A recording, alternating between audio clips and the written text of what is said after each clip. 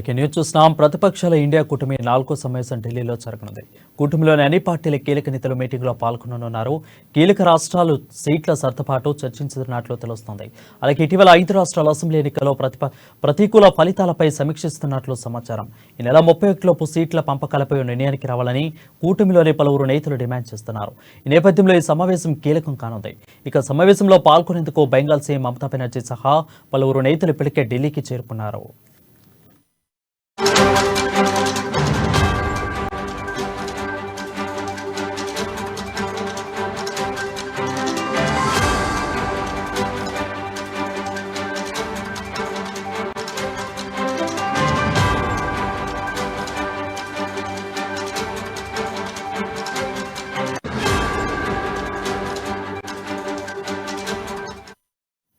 Breaking news చూస్తున్నాం. ప్రతిపక్షాల India కూటమి 4వ సమావేశం ఢిల్లీలో జరగనుంది. కూటమిలోని అన్ని పార్టీల కీలక నేతలు ఈ మీటింగ్లో పాల్గొననున్నారు.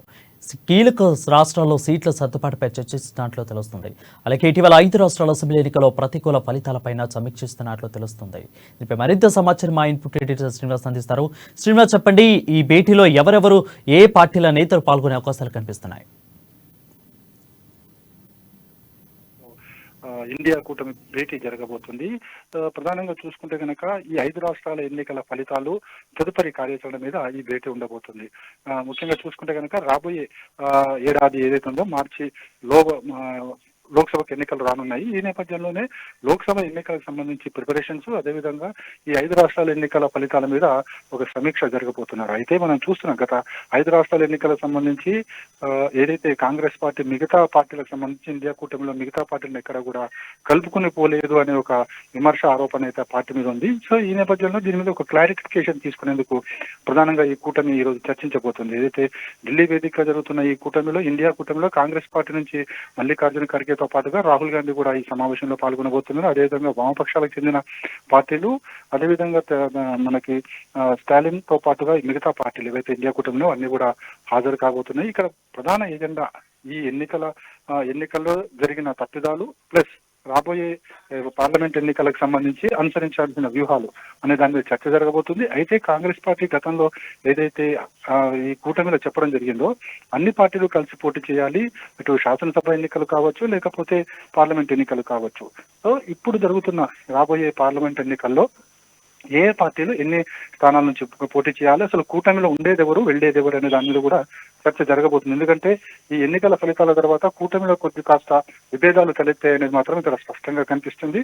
సో ఈ రోజు కూటమిలో ఏ పార్టీలు హాజరు కాబోతాయి అన్నది కూడా ఒక ఉత్కంఠ అయితే నెలకొంది. అంటే ఈ ఫలితాల తర్వాత అదేవిధంగా బీజేపీ అక్కడ పెర్ఫార్మెన్స్ కనిపించింది. దాని తర్వాత ఇవన్నీ చూసుకుని కూడా ఈరోజు కూటమికి హాజరయ్యేదెవరు, హాజరు కానిదెవరు, అదేవిధంగా వచ్చే ఎన్నికల్లో కలిసి పోటీ చేసేదెవరు, పోటీ చేయందెవరు అనే అంశాలన్నిటి మీద కూడా కూలంకషంగా చర్చించబోతున్నారు.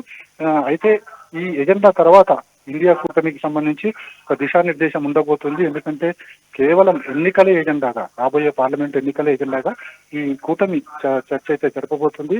అటు మోడీ సర్కార్ని ఏ విధంగా తలవంచాలి, అదేవిధంగా మోడీ సర్కార్ని ఈసారి ఎన్నికల్లో ఎలా ఎండగట్టాలి, అదేవిధంగా కాంగ్రెస్ పార్టీ పాలిత రాష్ట్రాలు కావచ్చు, అక్కడ ఏదైతే పార్టీ తీసుకున్న ప్రభుత్వాలు, అక్కడ కాంగ్రెస్ పాలిట ప్రభుత్వాలు తీసుకున్న ప్రభుత్వ సంక్షేమ కార్యక్రమాలు కావచ్చు, అభివృద్ధి కార్యక్రమాలు కావచ్చు, వీటన్నిటిని ప్రజల్లోకి తీసుకెళ్లి తద్వారా వచ్చే ఎన్నికల్లో ఏ విధంగా లబ్ధి పొందాలనే వ్యూహ ప్రతిహాల మీద ఈ రోజైతే కూటమి చర్చించబోతుందని చెప్పచ్చు. వరుణ్, రైట్.